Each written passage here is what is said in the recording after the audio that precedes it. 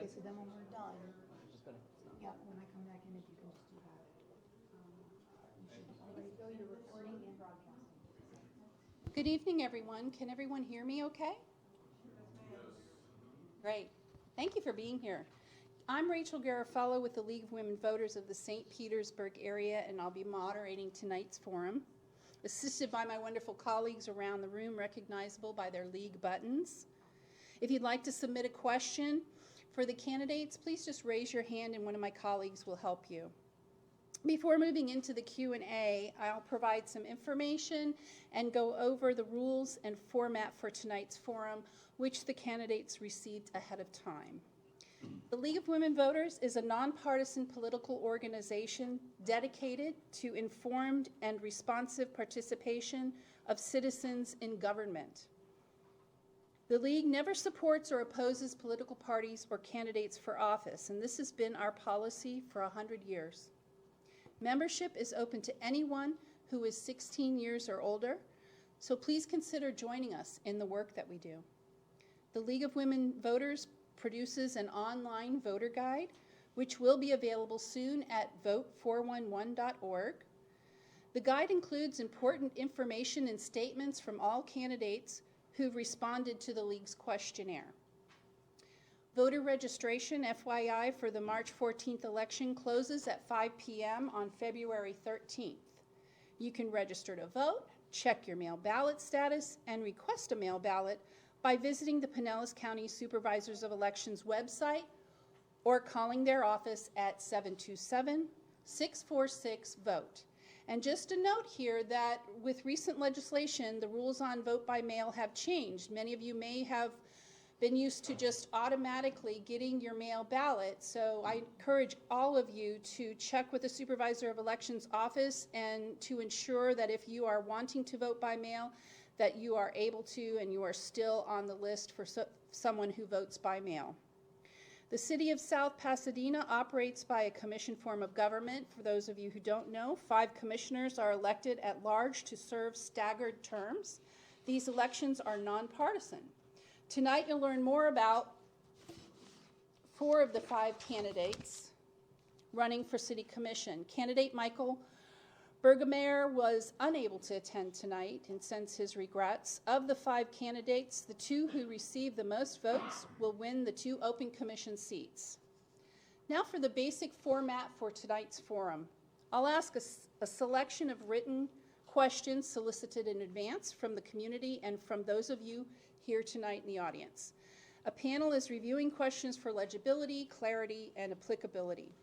Generally, I'll give each candidate 1 minute to answer questions, though that may vary depending on the question.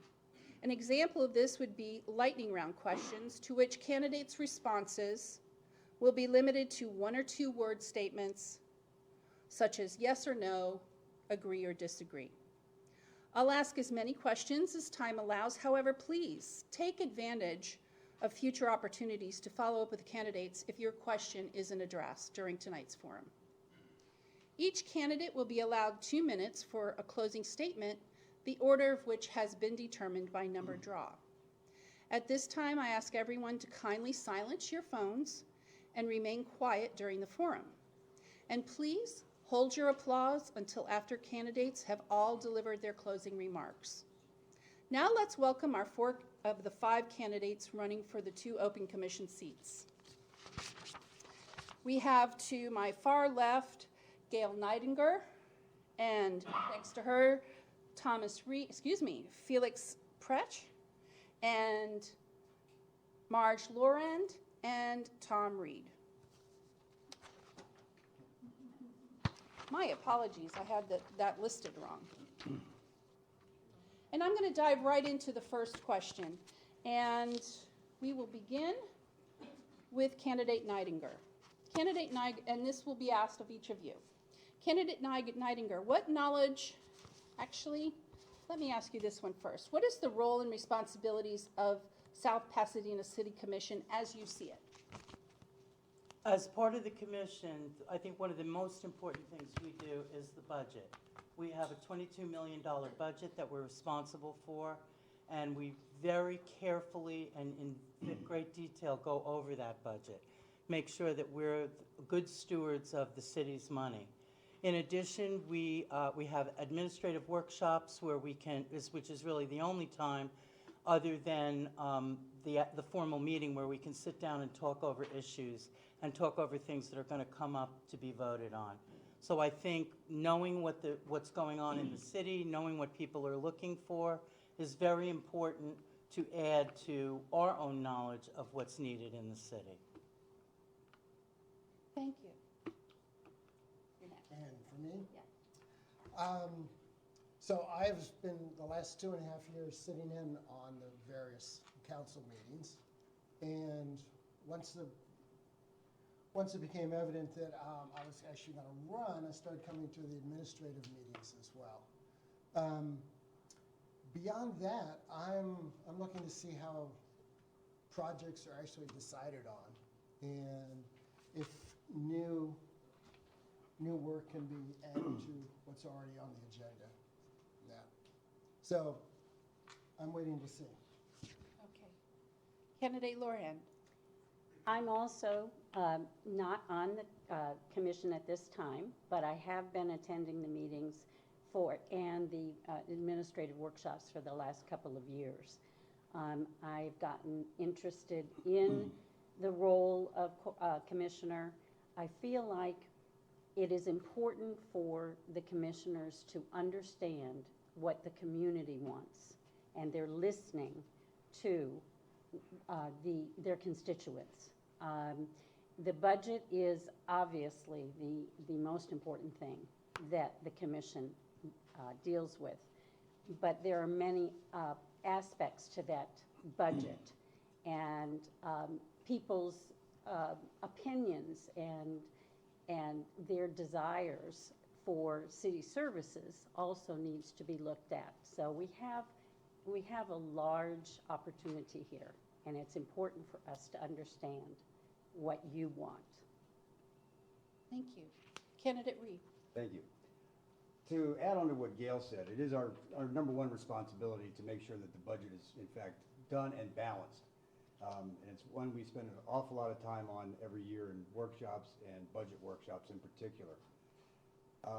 We do have additional roles, though, outside of the budget, and that is making sure that you, the citizens of South Pasadena, have reliable water, sewer, trash pickup, and the top-notch first responders that money can buy in the state. And that is, to me, our secondary number one most responsible role. Additionally, we also, as commissioners, have to work to make sure home rule stays with the cities. Florida granted home rule to the cities in 1968, and we are constantly facing an onslaught from the state trying to take away decisions that should be made at the local level. Additionally, evenings like tonight, I would love to see this kind of citizen participation in our committee workshops and our commission hearings so that we have more feedback from everybody. Thank you. Thank you, candidates. On to the next question. And we'll begin with candidate Reed. What knowledge, professional experience, and abilities do you have that best qualify you to serve as commissioner? I've been in sales for over 42 years. And in that 42 years, I've sold everything from wood-burning stoves in Florida. Yes, the job selling ice to the Eskimos was taken, so I took the next best thing, to I currently sell commercial truck bodies. And in those 42 years, I've learned how to build consensus. And to be an effective leader, you have to be able to build consensus. There's no left, there's no right. There's no right, there's no wrong. And there certainly is no parties when it comes to potholes. You don't have a partisan response to a pothole issue. So I believe that my skills as a negotiator and a consensus builder are what make me the best candidate to serve as your next commissioner. I was a public school educator and administrator. And through that, and also I had my own private practice successfully in healthcare and therapy services. Through both of those experiences, I learned about budgeting, I learned about business management, I learned how to manage people, I learned quite a bit about making, as Tom mentioned, consensus, getting consensus. You have to really listen to people. You have to understand what the problem is and what the solutions are and how feasible they are. Feasibility is an issue that requires a lot of input, and you need to research and find out what people think, as well as listen to your staff. Thank you. Candidate Pretsch. So my last 40 years have been as an architect, pretty much on the West Coast, Hawaii, California, Pacific Northwest.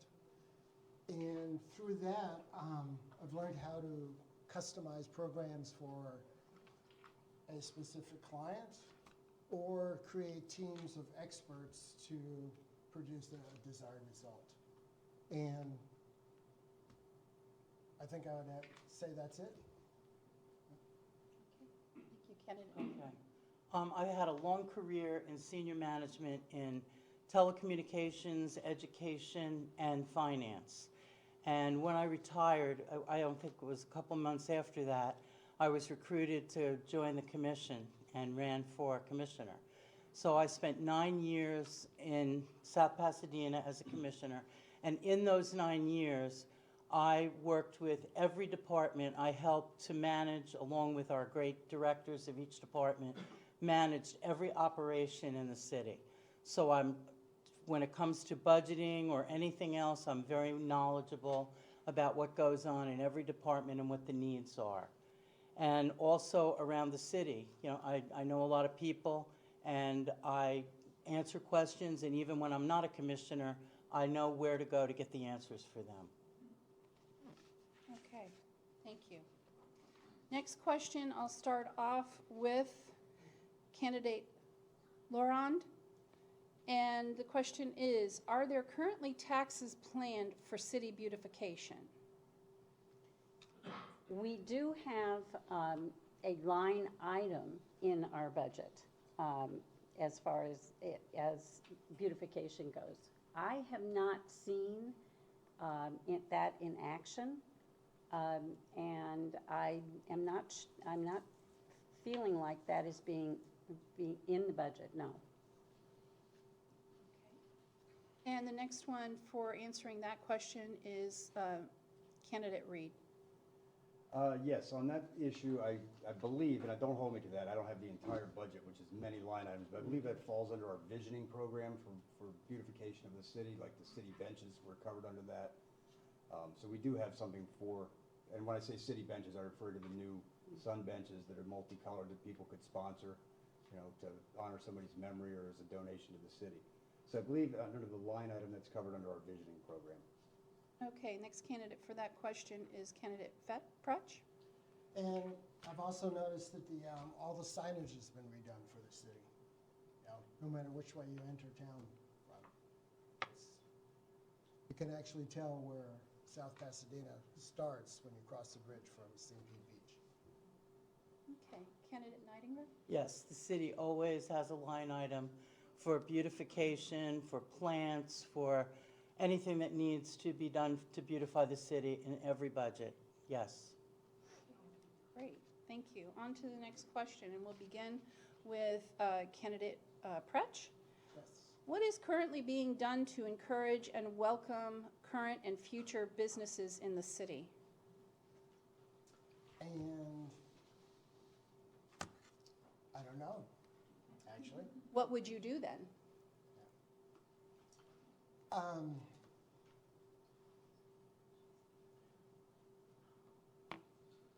Basically, it would depend on, I mean, from my perspective, what vision we have for the city. And I've just been to a conference at Gulfport and seen that they have a certain way of doing things. And I'm still, it's basically my neighbors who are business people that I've learned what business is here. Okay. And we can change that to, instead of what is the city doing, what would you do, or what would you do better as it relates to encouraging and supporting existing and encouraging future businesses. And the next person will be Ms. Laurent. I've been out for the past several months speaking to people in businesses, the managers, the business owners, and I feel like there are things that we should be doing to encourage business. We have a few open spots in some of our strip malls, and I think that businesses don't really know how to access help when they start up. For instance, small shop that didn't know how to get a ribbon cutting ceremony.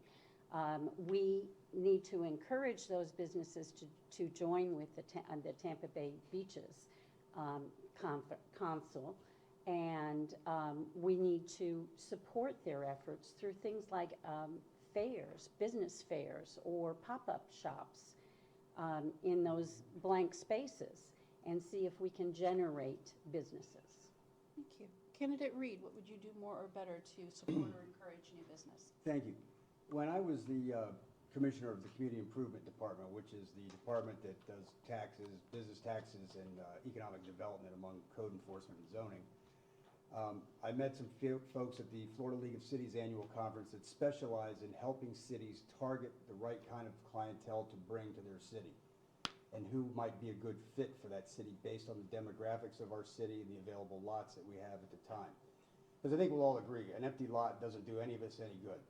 You know, as costs are going up annually on everything that we provide to you as citizens of the city, we have to pass the costs on to you in the form of, unfortunately, higher millage rate. The only way to avoid that is to bring in a better tax base to fill some of our empty lots. So we have started looking into getting some professional help, but I can't say that that's ready to go right yet. But we do have looking in that direction. Thank you. Thank you. And now we move to candidate Neidinger. Similar to what Tom said, I know when I was a commissioner before, we worked with a firm to provide a citywide marketing strategy. What are we looking for in the city? What will fit with the people that live in our city? What are they looking for? And at the same time, working with the community improvement, with developers and developers that are interested in coming to our city and talking to them about, you know, what is it that we need to kind of make our city whole. And I think the other important thing about this is encouraging, when we do have a business coming in, encouraging them to move along, get it done, and we don't want to look at that empty lot for as long as we sometimes do. Let's get it done so that we can have a viable business and a tax base in our city. Okay, great, thank you. We're going to move on to sort of environmental infrastructure type questions. And this is a lightning round question, and it's going to require a yes or no answer. And we begin with candidate Neidinger. Would you consider providing an electric car charging station in South Pasadena, yes or no? Absolutely, yes. And next, I would like to hear from candidate Pretsch. Yes. Okay, candidate Laurent Wholeheartedly, yes. and candidate Reed. Absolutely. All righty. We'll begin with candidate Reed. Pinellas County is surrounded on 3 sides by water and has many barrier islands. How would you balance competing demands of development against environmental impacts? That's a great question. Thank you. Yeah, we do have water all around us, and we love it. And it's part of the reason why most of us move here, I'm sure. And we have to be responsible stewards of the environment that we have the privilege of living in. And we have to find a good balance. I don't know the answer to how that balance is, but we, as commissioners, certainly have to sit and listen to all sides of the equation before making any decisions. And the more input we have, the better of a decision we can make in the process. So the balance, I think, comes from more citizen interaction and discussion with the commission before a decision that is of a developmental nature that would it possibly impact our natural resources. Okay. Candidate Neidinger. I think this might come up in another question, but I know there's been issues about the boats that are in the harbor here. And my concern as far as environmental is, where are they dumping their trash? Where are they dumping their garbage? I mean, we're finding garbage I live on the water. We're finding garbage all along our seawalls that people are discarding. And something has to be done about that. I recognize that that's not really a city problem, and that it's part of Fish and Wildlife as well as the sheriff who has to do something. I'll just give you a heads up, we have a question about that. You might want to take one more moment to just talk about that in the context of development. Okay, oh, for development, I'm sorry. Well, I guess because we're all around the water and we are in an A zone or a flood zone for everything, that has to be considered in any kind of development that goes on in our city. We have to make sure that we're clear and following the rules of what needs to be developed and how it needs to be developed to make sure that we're doing things appropriately. Okay, and candidate Pretch. I think the city needs to take a more active role in stewardship of the water that surrounds us right now. There are aquatic preserves, and we could actually rely on the state and Fish and Wildlife and the like to be our experts on that. But for instance, seagrass beds, somebody could give us advice as whether or not we could actually establish them and what the conditions are required for that. And beyond that, to actually implement those conditions. Okay. I want to be clear that these are very pointed questions because we do have a few questions around infrastructure and environment. And so this one has to do with balancing development and environmental impacts, and we'll move on to candidate Laurent. South Pasadena is actually a member city of the Tampa Bay Resiliency Coalition. And there is an action plan from that coalition that provides a range of outcomes or options to improve outcomes from threats from storms and sea level rise. I support our participation. However, communication is essential, and I feel that we should be informing our constituents of plan options so that we can get their opinions and their feedback, and we can do research on those options to choose the ones that will be best for us. Okay, thank you. This question kind of goes hand in hand with that one, so if you feel the ability to expound, what could or should the city be doing above and beyond its current plan to further harden the infrastructure to protect against such things as sea level rise and flooding from other sources? And we'll begin with candidate Laurent. Our infrastructure in this city is in need of some consideration for changes. For years, we've talked about undergrounding the wires, the electrical wires, the utilities. It's been put off because it's been too expensive, too difficult. I believe we really need to find a solution to that. That infrastructure is so vulnerable to storm damage. It supplies all of the electricity for out beyond the main road, and we need to harden that. We also need to look at some clean energy sources. The new fire station is ready for solar energy. It was put on the back burner because it was too expensive, but I think there are programs that we can find to get that solar. Okay, and now for candidate Reed. Yeah, how do we harden the infrastructure from our natural threats? And that's a good question. I serve on the Tampa Bay Regional Planning Council, which is a prominent organization working on resiliency and things of that nature. And one of the things we've been looking at over the years is a natural seawall, or in lieu of a seawall, a natural sloping barrier with seagrass and oyster beds. It helps mitigate the wave wash on the shoreline. But of course, our whole city is in a Class A, Level A flood zone. I don't know how submerged electrical wires work with a potentially flooded city. I'm not an electrician, but I'd have to hear more about that.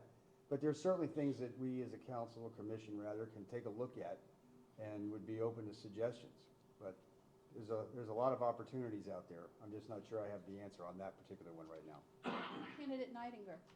I was also a member on the board of the Tampa Bay Regional Planning Council, talking about resiliency, sea level rise, all of it. I mean, it's an enormous issue for the state of Florida, as well as for us. I mean, I think just by it's not something that's going to happen overnight, but we have to be aware of it. We have to get awareness out there. And just by being a member of that great organization, they do a really good job in research and communicating out there to the public of what's going on. I think our being involved in that, not every city is, but we've always been involved with that group, and I think that that helps us at least to know how to go forward. Thank you. Candidate Pretsch.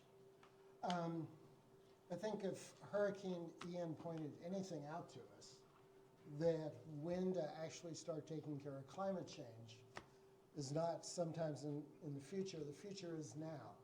And we should be putting solar on City Hall, I would believe, or also on the fire station. And as far as the budget for that, I think it would all take just having a grant writer send the info to Washington where they have a stack of money waiting for us for infrastructure, particularly if it's public safety and a fire station with solar on top. I don't see how we would not get that financed. Okay. Candidate Pretsch, this is another one back at you. If the city, county, or state were considering a new infrastructure project that would impact South Pasadena, how would you evaluate whether or not that project was worth implementing? What sources would you rely on to make your decisions, and how would you advocate in the city's interest? I'll read it again for each of you. That's a mouthful. Yeah, it is a mouthful.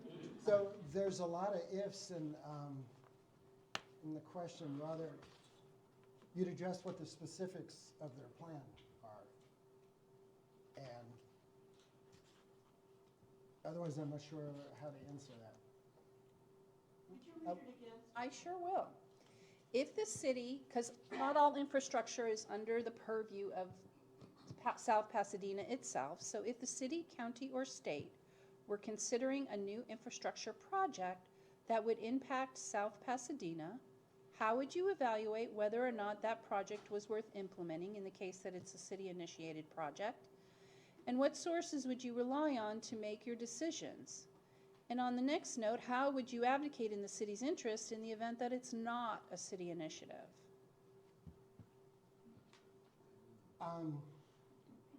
Well, I would take a specific project like storm surge. You can drive the streets of Madera at high tide and they'll have signs out that say no wake. And they mean the cars because the water is backing up through the storm drains. St. Pete Beach has taken care of that by taking out the park, putting in a vault underground, and any water coming from the bay is stopped from there, and the storm water can accumulate in the vault until the storm passes. So does it have those kind of benefits? But it's like real world stuff, not promises. Okay. Next person to answer is Ms. Laurent. Let me know if you'd like me to reread it. Okay. If the city, county, or state were considering a new infrastructure project that would impact South Pasadena, how would you evaluate whether or not that project was worth implementing in the case of a city initiation? What sources would you rely on to make your decisions? And in the case of a initiated project outside of the city's purview, how would you advocate in the city's interest? Okay. I believe this comes down to decision-making in general. In order to understand what the infrastructure project is attempting to address, you have to understand what the problems are. That requires research, listening to what your staff reports bring to you, talking to people in the community, talking to your county resources, really having a thorough understanding of the problem and how the infrastructure project addresses that. Oftentimes, there are other alternatives that should be looked at and included in that infrastructure project. You need to pull together all of your resources. You need to think critically, and you need to make the best decision for the city and for its residents. Thank you. Candidate Reed, you're next. Would you like me to reread it? No. I thought for a minute, yeah, but no. Everybody's going to be able to recite this question. First of all, there's already been a new infrastructure project that affected the city without any of our wanting it, and that was the Sunrunner bus lanes that came through and were imposed on us. So we're a very small city, and the chance of a major infrastructure project being imposed on us again by the city, county, or state are relatively slim. I don't see them coming in and telling us to do the power lines or anything like that. But in the event it were to happen, or the city was to decide to pursue an infrastructure program, it would be based on the best information available at the time that the commission would make its decision on. Yeah, that's it on that. All right. Candidate Nightingale, would you like me to reread it? Don't read it. I think basically you have to rely on the experts. If something like this comes along, we're not in a position to be expert enough to make these decisions. We have to rely on our partners like Calvin Giordano, who are our planners. As I mentioned before, Tampa Bay Regional Planning Council, which are looking at the entire region, and the Florida League of Cities, who are made up of all the municipalities, or most of the municipalities in the state of Florida. These are the people that have the research people, the knowledge, and the technology that would be able to help us, because that certainly would not be something we could decide on without the expertise to back it up. Thank you. So this is kind of on the tail end of what Candidate Reed alluded to, and it's a lightning round question. And you'll either say negative or positive. And the question is, do you feel Sunrunner has had a negative or positive effect on South Pasadena? And we'll start with Candidate Nightingale. Negative. Okay. Candidate Pretsch. I'd say overall negative. Okay. Candidate Laurent. I disagree. I have talked to many people. Yes or no? And it's been a positive. Okay. Positive. Negative or positive, Candidate Reed? I'd have to say too early to tell. Okay.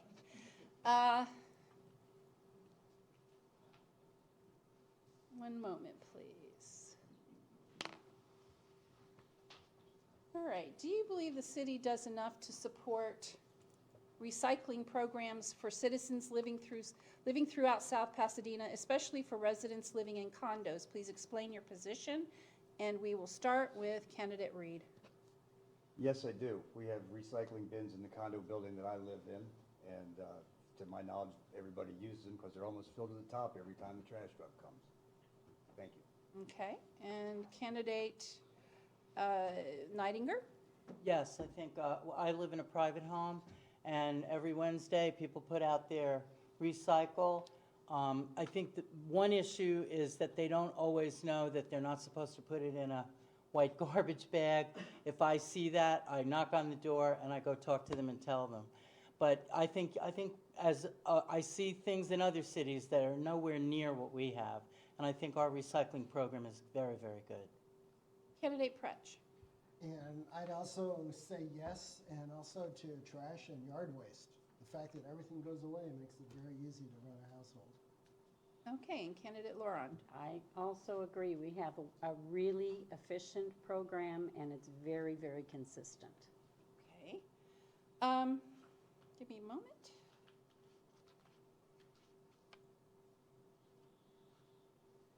Treasure Island considered deactivating its police department, and St. Pete Beach actually did, leaving policing to sheriff's office. How can we justify the cost of the fire department? And we begin that with Candidate Laurent. Our fire department is an excellent, excellent group of people. We have,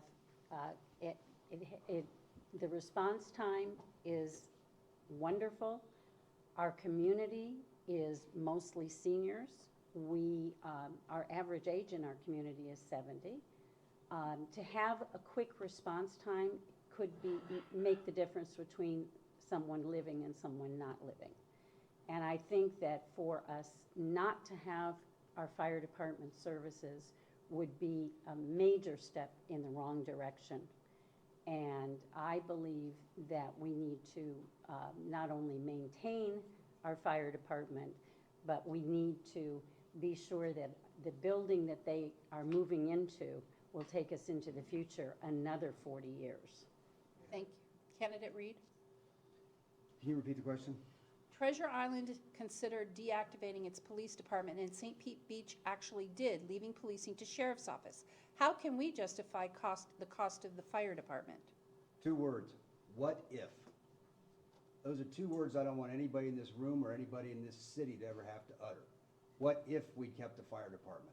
What if we had the best trained firefighters in the state? What if we had state-of-the-art equipment? What if my relative were still alive if we had all those things? As long as I'm in office, you will never hear me talk about getting rid of our fire department under any circumstances. Candidate Neidinger? It's not a cost savings. If we had a fire department that was taken over by, say, St. Petersburg, we still have to pay for it. We still have to pay for the guys, the equipment, the trucks, everything. And we have a well-oiled machine in our fire department, believe me. I work very closely with those people, and I know how dedicated they are to the life and safety of the people in this city. And we do have less than a 4-minute response time, and when they get the new building over here, it'll probably even be less because they'll be so central to our city.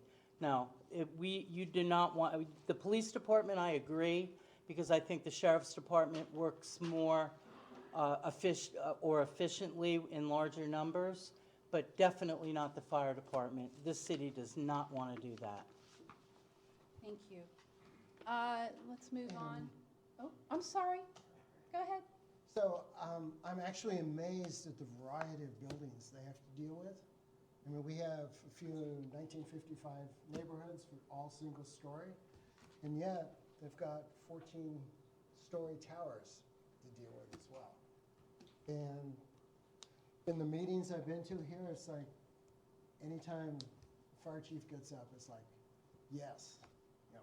He knows the whole building in his head, the one they're building. It's amazing. Thank you. I'm going to ask a compound question that is in the realm of public safety and specifically roadway safety. Any plans for driver's education? And what would you propose to increase pedestrian and bicycle safety? And we will begin with candidate Pretsch. Well, I would propose separate bike paths from traffic. That is the one problem to me with the bus running the outside lanes at 45 plus miles an hour. As far as driver education, do you mean in schools or? I just asked the question. Okay. I presume since this is under an event relating to city purview, you can. So, yes. Well, on the news the other night they had how bad both Tampa and Pinellas do with pedestrian accidents and that. One suggestion might be that. Is that a stop? No. Oh, 50. The pedestrians not use cell phones. Okay. Just to reiterate the question, what would you propose to increase pedestrian and bicycle safety? And are there any plans for driver's education? And we'll move to candidate Laurent. As far as the driver education question, I'm assuming that is teens in schools, and the city commission would not have any purview over that. However, as far as pedestrian safety, I can't tell you the number of times I've seen pedestrians crossing in the middle between 2 crosswalks. I think one of the answers might be in making this city more walkable. If we underground the utility wires and get rid of that obstacle, widen the sidewalks, have plantings along the street, and perhaps some types of barriers in places where people tend to cross, maybe even a rail in a few places. It might reduce people trying to get across in places they shouldn't when we have perfectly good crosswalks. Okay. Candidate Reed? Thank you. As far as driver's ed, I don't believe there's anything that the city commission can do under driver's ed, like Ms. Laurent said.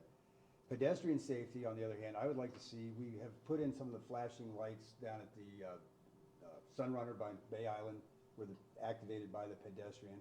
I'd like to see more people using those. I'd also like to see more of them. And I think the only way to get people to use them more is to, unfortunately, give more tickets for not using them. Because the end result is somebody comes across that thing and a car can't see it. It's somebody's got something to live with for the rest of their life. And we really need to do everything we can to mitigate that. Same with bicycle safety. I'm not sure the answer. They did paint the bicycles down on the lane where the bus lanes are, and that seems, my wife and I ride there all the time, and it seems to work. We have actually found less involvement with vehicles now that the bus lane is there on the bike side. That's to my earlier answer why it's too early to tell if the Sunrunner is a net positive or negative. Thank you. Thank you. Candidate Nidinger? I still think people need to use the crosswalks and the lighted things that we put in, and if we're able to put more, I know they've done a lot more on the beach with those, and they've really been helpful. The bicycle, you really can't ride on the sidewalk. You have to use the bicycle lane in the street, and I guess I really don't know if there's another answer to that. Just being very careful and having people slow down when they're around a bicycle. Okay, thank you.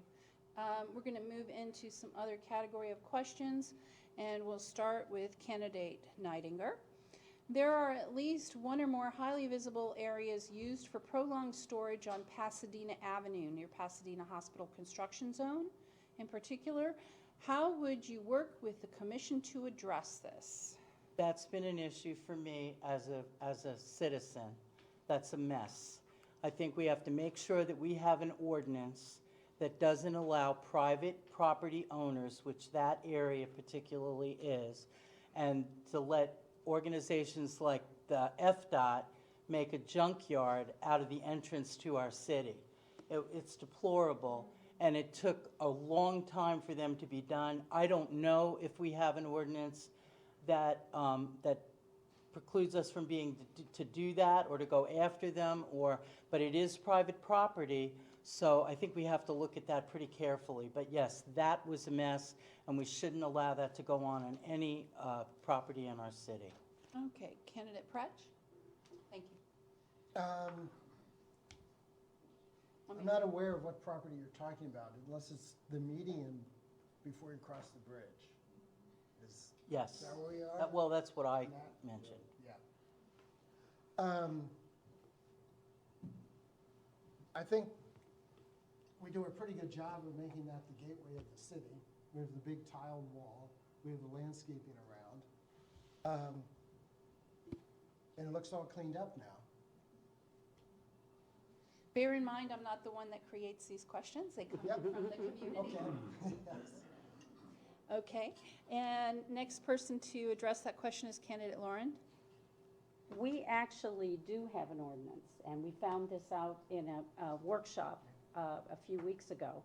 And when our building inspector told us that she had taken the word of the property owner and not enforced the code, and then she discovered that it was actually against our code. So I think the problem is in changing personnel. Terry was fairly new, and she was not aware of it, and she had many things to do. That we need to be sure that we look for those codes. And I believe the commissioners that asked the questions maybe should have gone into the codes themselves and looked, because it was complained about quite a bit.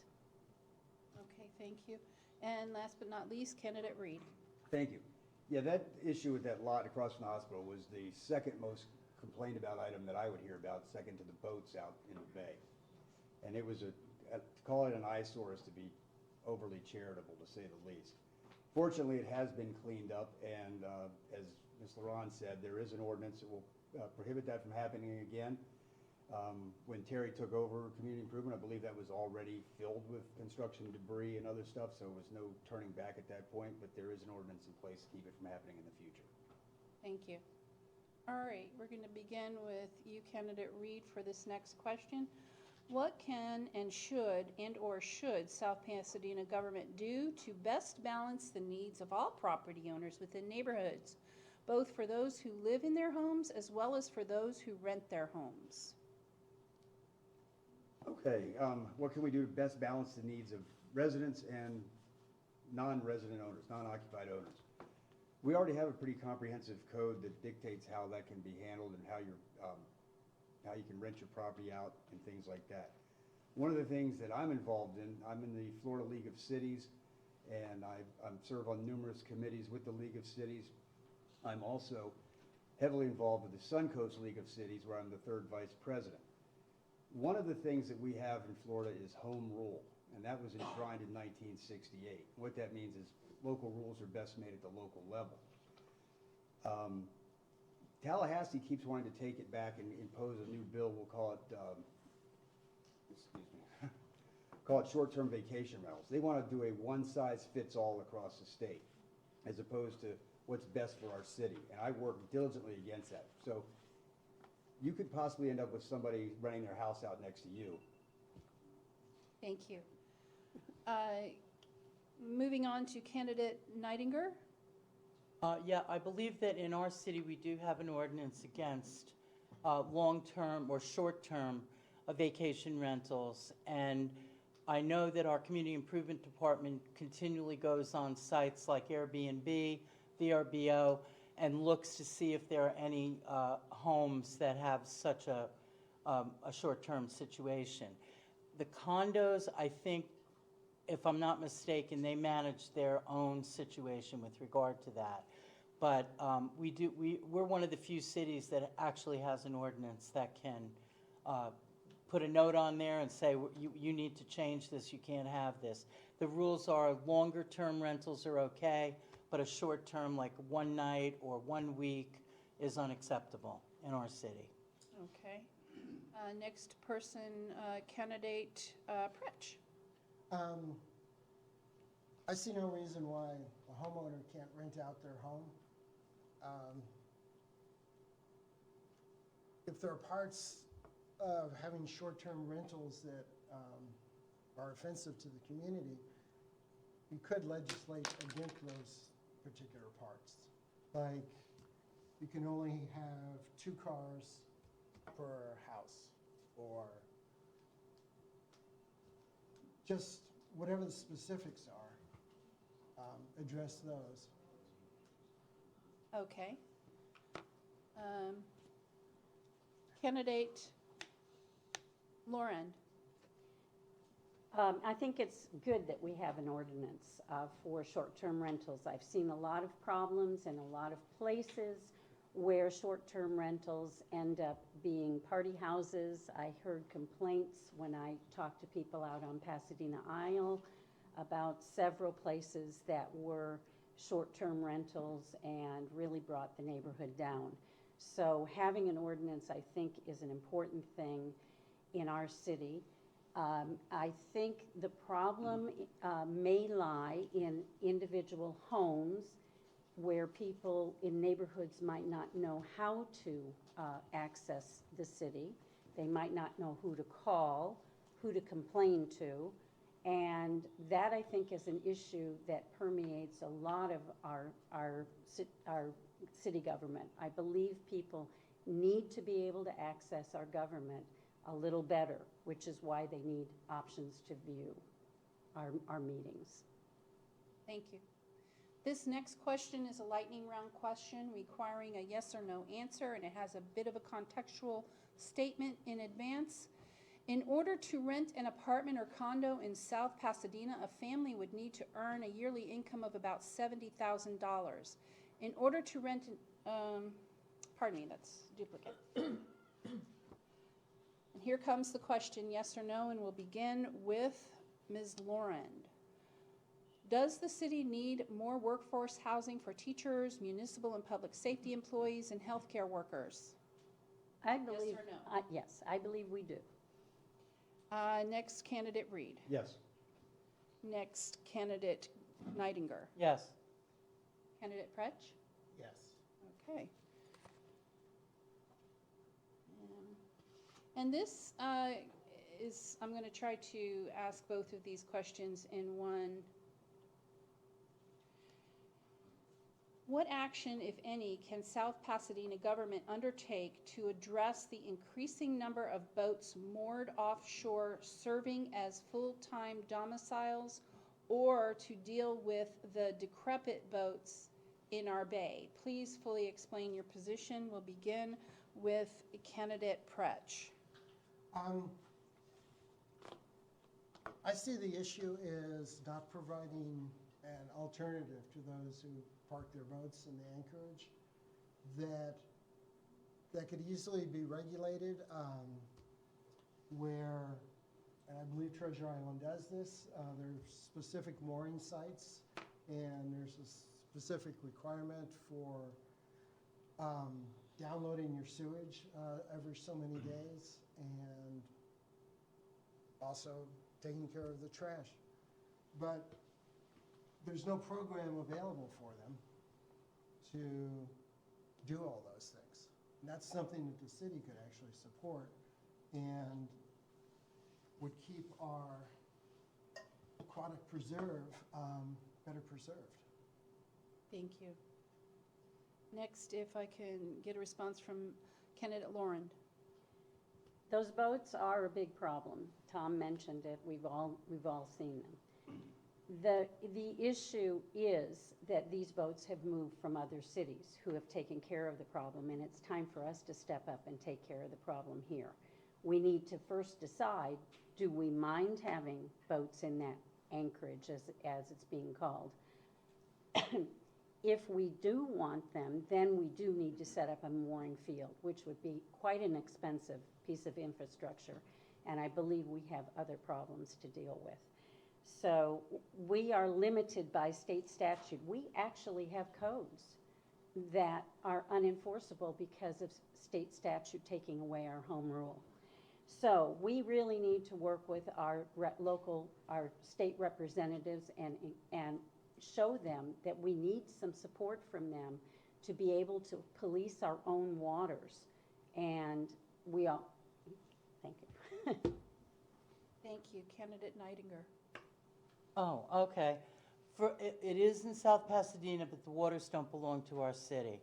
It's a state and county issue all over the place. It's not only us, although we hate it. Right now, the sheriff has been asked to go out there and has done, making sure that every boat has an engine that will move them and not just some little putt-putt thing that won't move the boat. If the boats are abandoned, the city calls the sheriff right away and says, we've got an abandoned boat, and they have a 30-day, whatever the process is, to get rid of that boat. And we have done that with several boats that have been out there. Like I said, my concern is the waste. I see it on the side of my dock, and that I don't know how we're going to fix. They're not moving, so they're not taking care of their waste. And that's something we need to dig into deeper. Okay. Has everybody had a chance to answer that question? No, I've not. Go right ahead. This is something very near and dear to me. I've been working on this extremely diligently for the last couple of years. These boats, like Gail says, every drop of water in this state belongs to the state. Whether it falls off your roof or sits in a puddle or is out on the bay, it belongs to the state. I call the sheriff's office, they come out and check out the boat. They deem that first it has to be deemed at risk, then the person has to have a certain amount of time to write the at risk, then they have to go cite it, if they can find the owner. Because they can't do anything unless they can find the owner. One boat, the Shady Lady out behind my building, was out there for 2 years and they couldn't do a thing about it because the owner was in jail and couldn't be properly served. So I am intimately aware of the problem and all the intricacies that you have to go. There is no easy solution. Unfortunately, Tallahassee's not inclined to address it because the state has bigger agricultural issues in the House and the Senate than they view our lovely beach communities with our sailboat issues. So we keep trying our best, but don't expect anything anytime soon. Thank you. We're going to move into a lightning round question, and we're going to, Candidate Nidinger, you'll be the first to respond. And this will be with a support or don't support. Do you support the City of South Pasadena paying the entire Pinellas County Library System co-op fee out of the city's funds rather than charging South Pasadena residents individually to subsidize the fee? And that, again, that's a support or not support. I hope I'm answering this right. I don't know the answer to that. I don't understand the question. Currently, residents are charged $25 Okay, right. to get a library card. subsidize and get a library card. Do you support having the library be free to all residents by way of paying the co-op fee through city funds, through the city? No. Okay.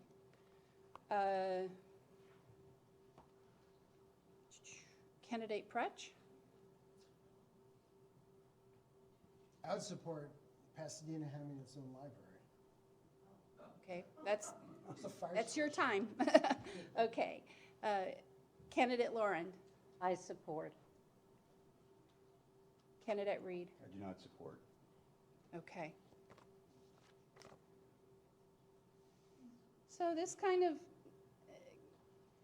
indirectly relates to a lot of the home rule you've been talking about, as well as, just the fact that you rely upon relationships with the state and county for some of the activity that goes on in this city. How do you plan to coordinate policies with your neighboring Pinellas County communities? Example would be trash collection, short-term rentals. At least that's what's on this card. And we'll start with Candidate Reed.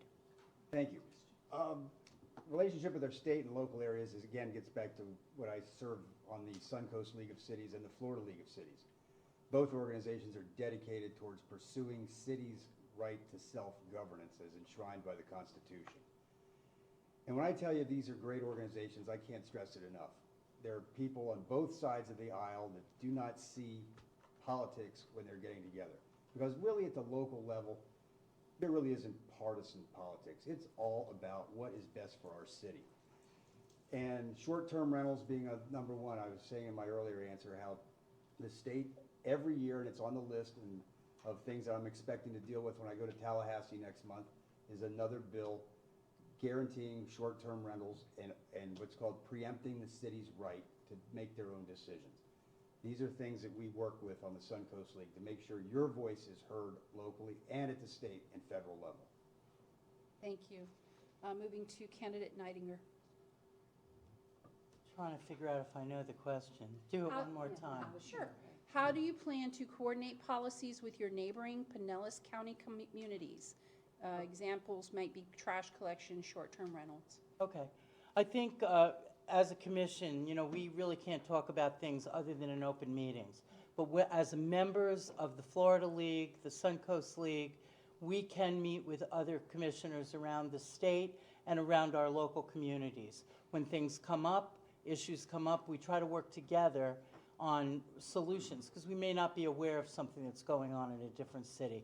These are the places where we go and are members of that help us to be able to know what's going on and find ways to work together.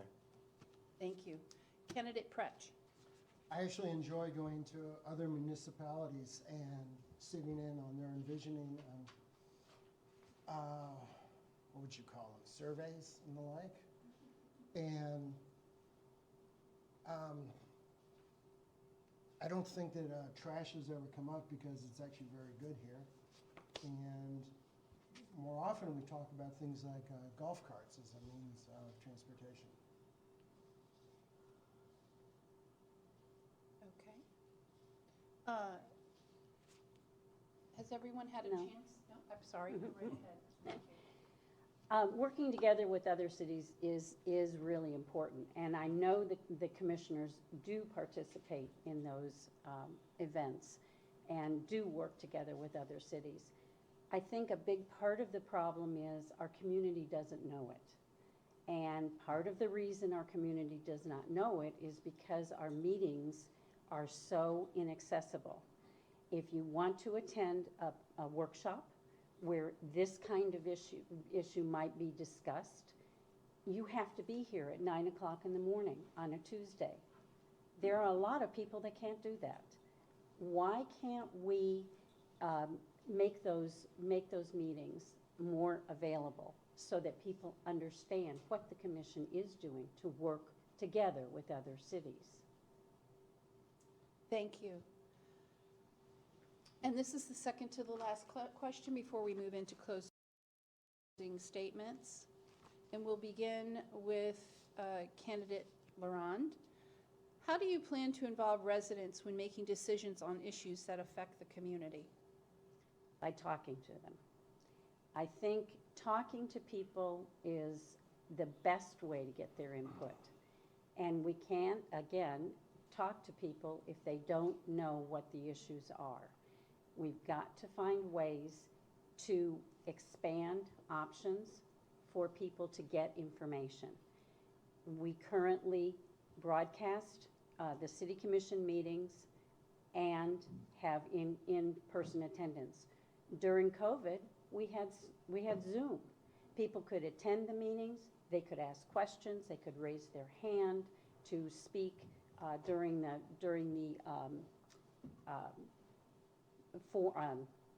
People's Forum, and we don't have that option now. And I also think you have to actually go out and talk to like business owners and find out, get their input on issues. Thank you. Candidate Reed. Thank you. I think it's important that the residents are involved in every single thing that we do. And I would encourage more involvement, again, like I see tonight, a room full of people, which I haven't looked out on in the 3 years I've been on the commission. And it's a really nice thing to see. I think the city does a great job of getting the word out that we're having meetings. And they're posted on bulletin boards, they're on the internet, they're on our website, they're on the city's TV channel and in the newspaper. So I think it's more of an issue of trying to get more citizen engagement by getting people more interested to realize how important their input is.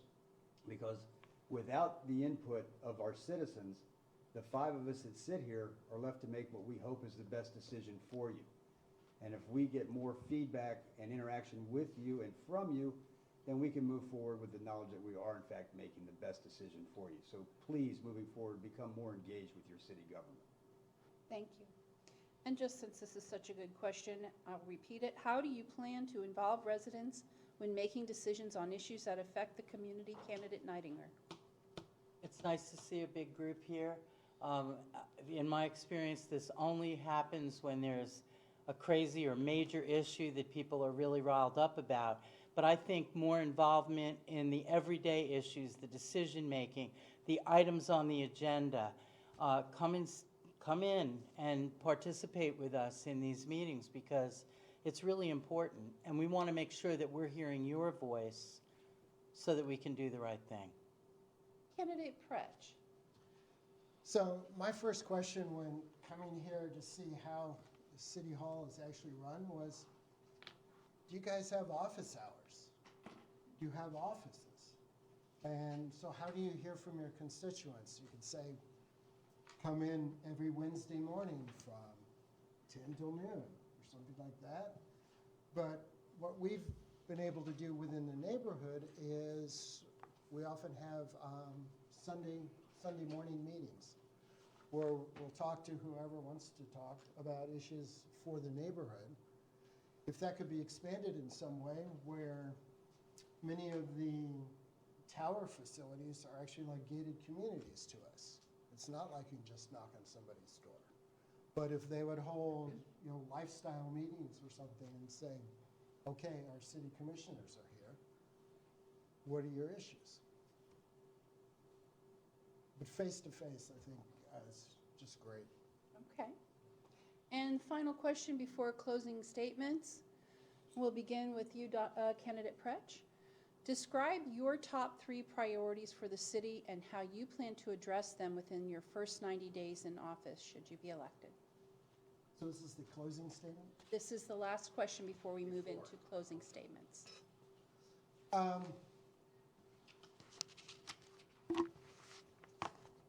To me, my 3 issues would be,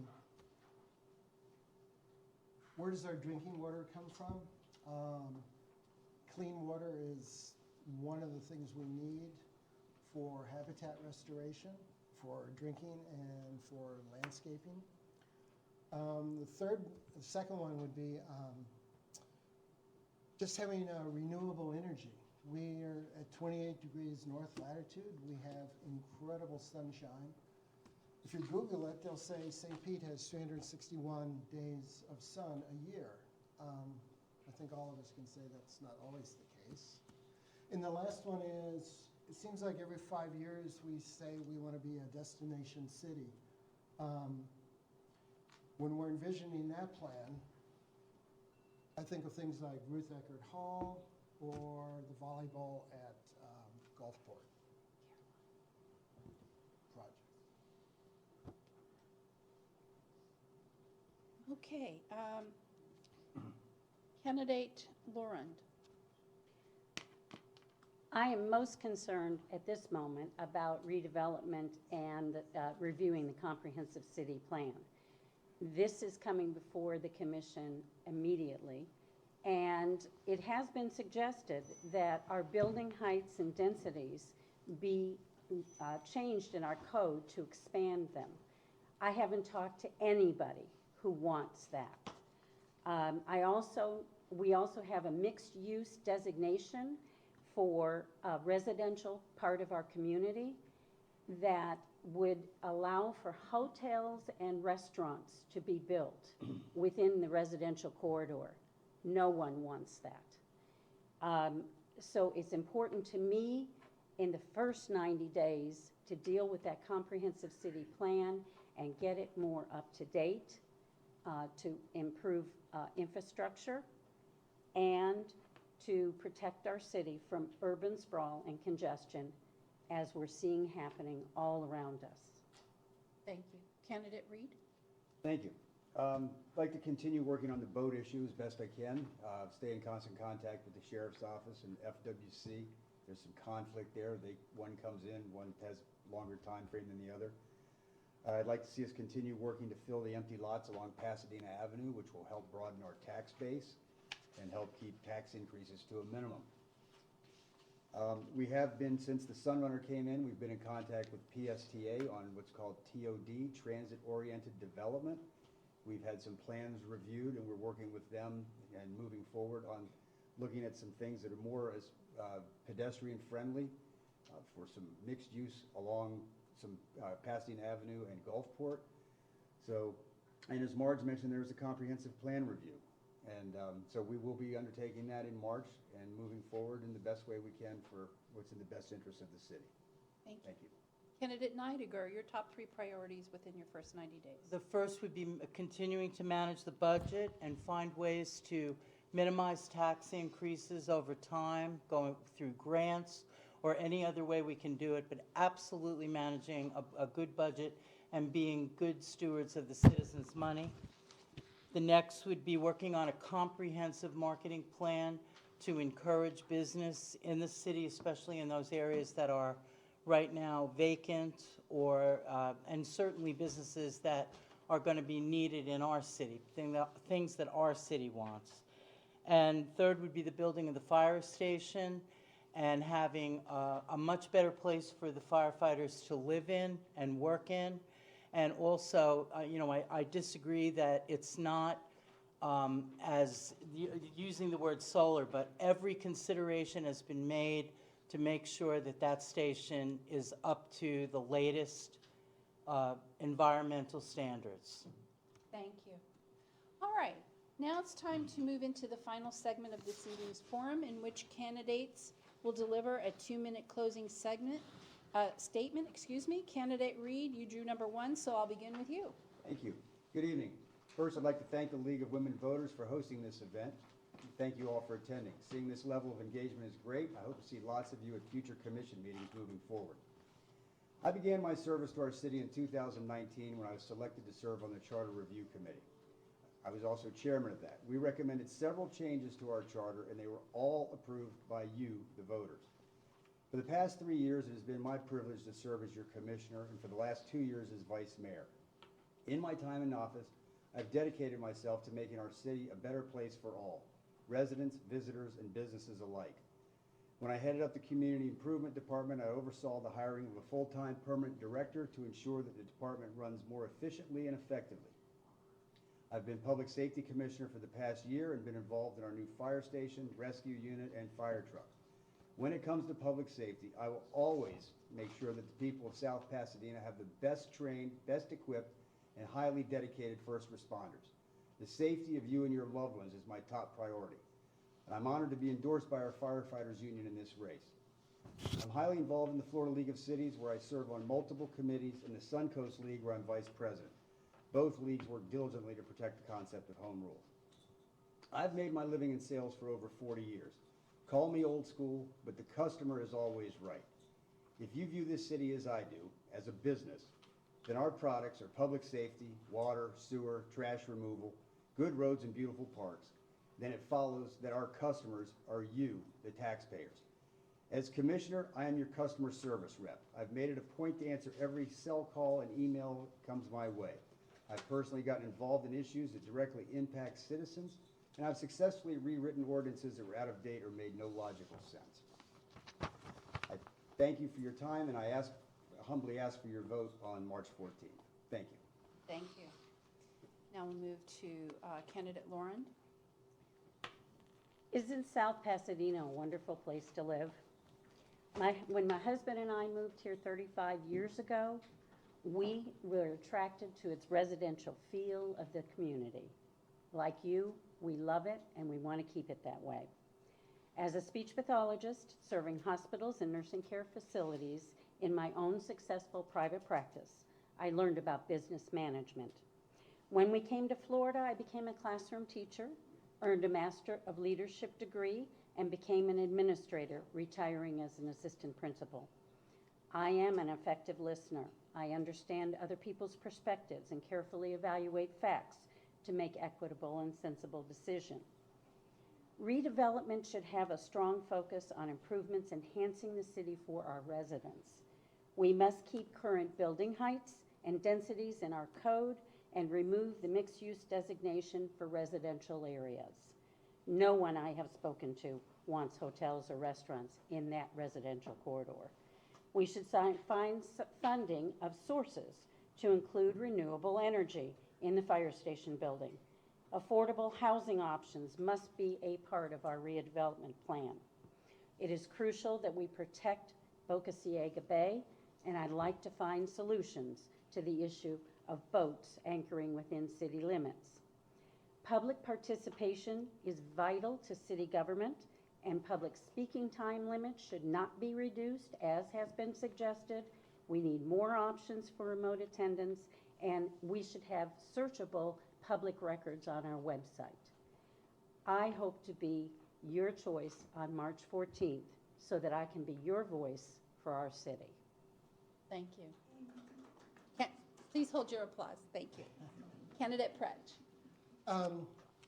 The one thing that seemed absent from this discussion is I've always felt the city is at a good scale for all of us to work together on certain problems. You could go down to the neighborhoods or up to state government.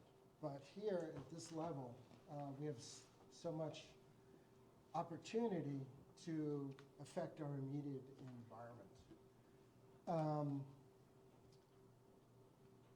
The one word that was missing to me though was vision.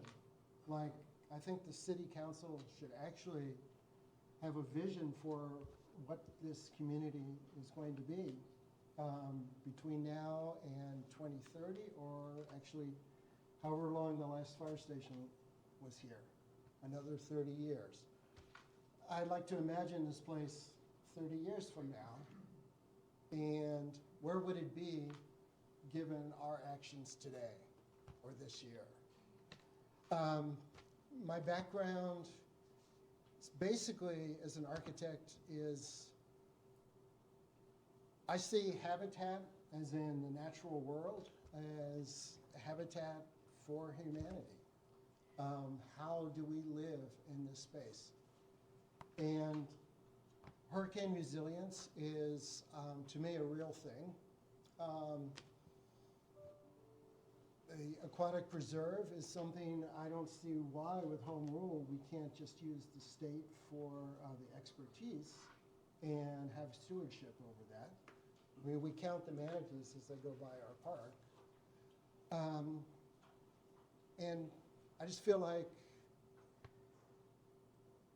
to be more hands-on with projects that will move the city forward in this century, not relying on the paradigm of the last century.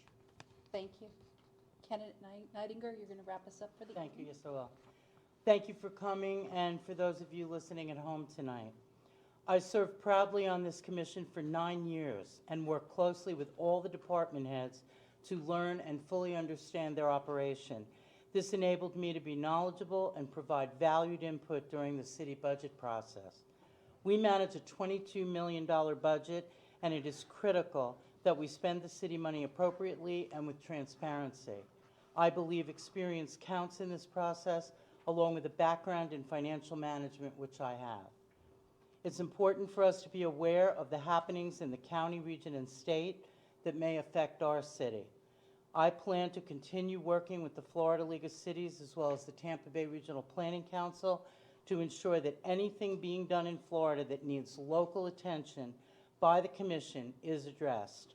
Our residents and business owners deserve this. South Pasadena is fortunate to have the most professional first responders serving our community. Their dedication to protecting the lives and property of our citizens and businesses remains their top priority. As a commissioner, I will always ensure that we have the best trained and equipped firefighters and medics and the best sheriff officers to serve us. Things run very smoothly in our city, mainly because of the great group of people who work here. But I encourage those who live and work in our city to participate in government activities to ensure their voices are heard and we can continue to understand and address their needs. In closing, I truly believe that experience, active involvement, and proven leadership matters for a properly managed city government. I would appreciate your vote for me on March 14th. Thank you. Thank you.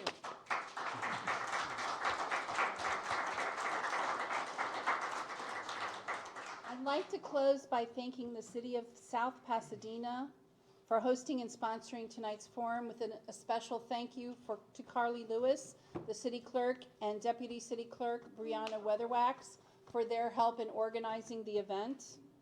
I'd also like to thank you all, the audience, and the community for your participation. And I'd like to thank the entire community for submitting questions. Let's applaud the candidates for their willingness to stand for office.